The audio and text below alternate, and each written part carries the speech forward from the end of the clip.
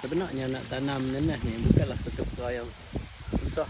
Tanam dia kita kepak ambil dia punya tunas atau mahkota atas. Terus tanam sama ada di dalam polybag atau terus ke tanah. Inilah yang katakan benda ini. Dan seterusnya dia akan naik subuk seperti ni. Seelok-eloknya kita ambil yang lebih tua atau matang lah. Ini contoh saya ambil yang muda. Kalau macam ni, kita kepak ni lah. Ni. Terus tanah ke media tanah. Macam ni, saya ambil ni ke tanah. Ni dah hasil dia.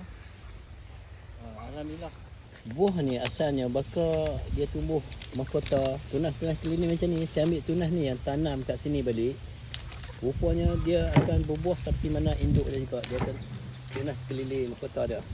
Penjagaan dia tak berapa sukar. Kalau kita menggunakan semburan super-subur yang saya gunakan ni, insya-Allah cukup dah. Itulah yang saya lakukan pada pokok-pokok saya. Pokok-pokok nanas yang saya tanam ni sampai ke hujung tu dalam lebih kurang 20 pokok lah.